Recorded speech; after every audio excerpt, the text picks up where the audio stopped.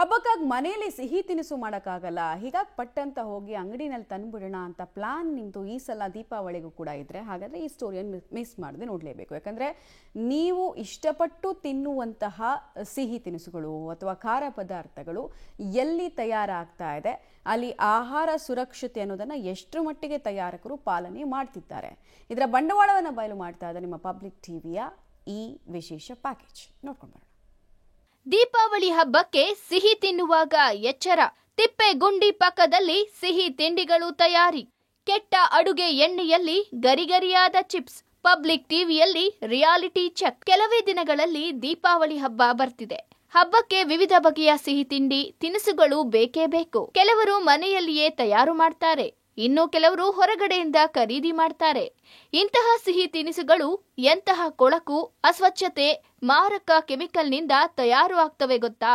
ಹುಬ್ಬಳ್ಳಿ ಹೊರವಲಯದಲ್ಲಿ ಸಿಹಿ ತಯಾರಿಕೆ ಅನಧಿಕೃತ ಫ್ಯಾಕ್ಟರಿಗಳು ನಾಯಿ ಕೊಡೆಗಳಂತೆ ಎದ್ದಿವೆ.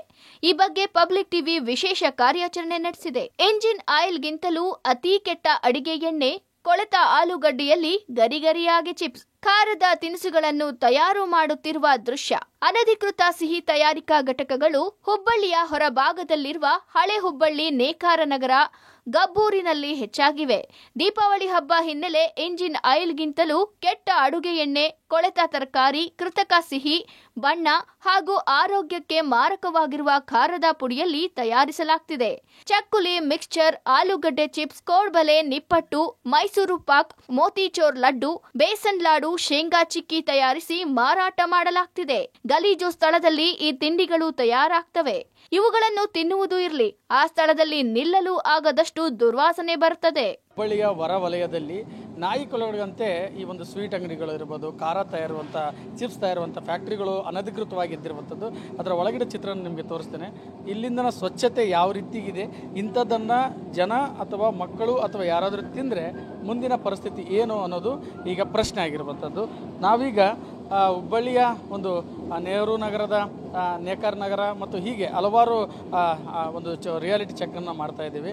ಈಗ ಹಬ್ಬ ಬರ್ತಾ ಇದೆ, ದೀಪಾವಳಿ ಹಬ್ಬ. ಹಬ್ಬ ಅಂದರೆ ಎಲ್ಲರಿಗೂ ಖುಷಿ.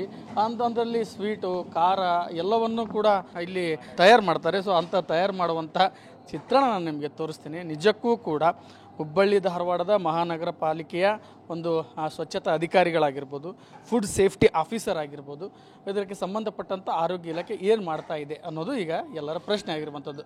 ಒಂದು ಸಲ ಫುಡ್ ಸೇಫ್ಟಿಗೆ ಸಾಕಷ್ಟು ಕಠಿಣ ಕ್ರಮಗಳನ್ನು ತೆಗೆದುಕೊಳ್ಳಲಾಗುತ್ತೆ, ಮತ್ತೊಂದು ಸಲ ಒಂದು ರೀತಿಯಲ್ಲಿ ಹಲವಾರು ಕಠಿಣ ಕ್ರಮ ನಾವು ತೆಗೆದುಕೊಂಡಿವಿ ಅಂತ ಹೇಳ್ತಾರೆ. ಸೊ ಹಾಗಿದ್ದರೂ ಸಹ ಈ ರೀತಿಯಾಗಿ ಇಂಜಿನ್ ಆಯಿಲ್ ಹಾಗೆ ಇದು ಎಷ್ಟೋ ಉತ್ತಮ. ಸೊ ಅಂತಹ ಒಂದು ಪರಿಸ್ಥಿತಿಯಲ್ಲಿ ಸ್ವೀಟು, ಖಾರ ಎಲ್ಲವೂ ತಯಾರಾಗ್ತದೆ ಮತ್ತು ಇಲ್ಲಿ ಕಲರ್ ಕೂಡ ತಯಾರು ಮಾಡಲಾಗ್ತಾ ಇರುವಂಥದ್ದು. ಸೊ ಇಂತಹ ಒಂದು ಅವ್ಯವಸ್ಥೆ ಹುಬ್ಬಳ್ಳಿಯ ಬಹುತೇಕ ಕಡೆ ಇರುವಂಥದ್ದು. ಇದು ಒಂದು ಸಣ್ಣ ಉದಾಹರಣೆ. ಮತ್ತು ಇಲ್ಲಿನ ಒಂದು ಸ್ವಚ್ಛತೆ ಬಗ್ಗೆ ನಾನು ನಿಮಗೆ ತೋರಿಸ್ತೀನಿ. ಇಲ್ಲೆಲ್ಲೂ ಕೂಡ ಇಲ್ಲಿ ಪಕ್ಕದಲ್ಲಿ ನಿಂತ್ಕೊಂಡ್ರೆ ಈ ಸ್ಮೆಲ್ಲು ಸತ ಆಗ್ತಾಯಿಲ್ಲ. ಸೊ ಇಲ್ಲೊಂದು ತಿಪ್ಪೆ ಗುಂಡೆ ಪಕ್ಕದಲ್ಲಿ ಈ ರೀತಿ ಸ್ವೀಟನ್ನು ತಯಾರು ಮಾಡ್ತಾ ಇರುವಂಥದ್ದು. ನಿಜಕ್ಕೂ ಕೂಡ ಈ ಒಂದು ವ್ಯವಸ್ಥೆ ಆರೋಗ್ಯದ ಮೇಲೆ ಯಾವ ಪರಿಣಾಮ ಬೀರುತ್ತೆ ಅನ್ನೋದು ಕೂಡ ಅಧಿಕಾರಿಗಳು ಗಮನದಲ್ಲಿ ಇಟ್ಕೊಳ್ಬೇಕಾಗಿರುವಂಥದ್ದು. ಪಾಲಿಕೆಯಿಂದ ಯಾವುದೇ ಅನುಮತಿ ಪಡೆಯದೆ, ಆರೋಗ್ಯ ಇಲಾಖೆ ನಿಯಮಗಳಿಗೆ ತಲೆ ಕೆಡಿಸಿಕೊಳ್ಳದೆ ತಮ್ಮ ಲಾಭದಾಸೆಗೆ ಜನರ ಹೊಟ್ಟೆಗೆ ವಿಷಪ್ರಾಶನ ಮಾಡ್ತಿದ್ದಾರೆ. ಪಬ್ಲಿಕ್ ಟಿವಿ ರಿಯಾಲಿಟಿ ಚೆಕ್ ವೇಳೆ ಕೆಲ ಮಾಲೀಕರು ತಪ್ಪಿಸಿಕೊಂಡ್ರು, ಇನ್ನು ಕೆಲವರು ಆವಾಜ್ ಹಾಕಿದ್ರು. ಬಹುತೇಕ ಘಟಕಗಳಿಗೆ ಯಾವುದೇ ಲೈಸೆನ್ಸ್ ಇಲ್ಲ.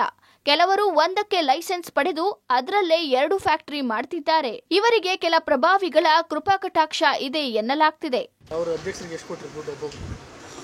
ಒಮ್ಮೆ 5,000 ರೂಪಾಯಿ ತುಂಬ್ರಿ ಅಂತ ಹೇಳಿದ್ರು. ಆ ಜಾಗ ಬಾಡಿಗೆ ತೊಗೋಬೇಕು, ಕುರ್ಚಿ ತೊಗೋಬೇಕು, ಎಲ್ಲ ಸಂಘ ಮಾಡ್ಕೋಬೇಕು ಅಂತ ಹೇಳಿ ತುಂಬ ಕೇಳಿದ್ರು. ಮತ್ತು ಅವರೆಲ್ಲ ನಾವು ಲೈಸೆನ್ಸ್ ಎಲ್ಲ ತೆಗಿಸಿವಿ. ಹಂಗೆ ಒಟ್ಟಾಗಿ ಮಾತುಕತೆ ನಡೀತು. ಪೂರಾ ಇದೆ, ಎಲ್ಲರೂ ಒಟ್ಟಿಗೆ ಆಗಿಲ್ಲ. ಅಲ್ಲ, ನಿಮಗೆ ಯಾಕೆ ತೋರಿಸ್ಬೇಕು ಸರ್ ಫುಡ್ ಸೇಫ್ಟಿ? ಇದಾವೆ ನಿಮ್ಮ ಹತ್ರ? ನಮ್ಮ ಹತ್ರ ಎಲ್ಲ ಇದೆ ಸರ್, ಇರ್ಲಾರ್ದೆ ದಂಧೆ ಮಾಡ್ತೇವೆ. ಎಲ್ಲ ಇದೆ, ಪ್ರತಿಯೊಂದು ರೂಲ್ಸ್ ರೆಗ್ಯುಲೇಷನ್ ಇದೆ. ಇನ್ನೂ ಹೊಸ ಯೂನಿಟ್ ಸ್ಟಾರ್ಟ್ ಮಾಡಬೇಕು ನಾವು. ಇಂಥ ಟೈಮ್ನಲ್ಲಿ ಫ್ಯಾಬ್ರಿಕೇಶನ್ ವರ್ಕ್ ನಡೀತಾ ಇದೆ, ಇನ್ನೂ ಸ್ಟಾರ್ಟ್ ಆಗಿಲ್ಲ. ಲೈಟ್ ಆಗಿ ಮಾಡ್ತಾ ಇದ್ದೀವಿ ಅಷ್ಟೇ. ಇನ್ನೂ ಎಲ್ಲ ರೂಲ್ಸ್ ರೆಗ್ಯುಲೇಷನ್ ಎಲ್ಲ ಇದೆ. ಹುಬ್ಬಳ್ಳಿ ಮಹಾನಗರ ಪಾಲಿಕೆ ಆರೋಗ್ಯ ಇಲಾಖೆ ಸಿಬ್ಬಂದಿ, ಫುಡ್ ಸೇಫ್ಟಿ ಅಧಿಕಾರಿಗಳು ಜಾಣ ನಿದ್ದೆಗೆ ಜಾರಿರುವುದು ಹಲವು ಅನುಮಾನಕ್ಕೆ ಕಾರಣವಾಗಿದೆ. Sunil Patil, public TV, Hubballi.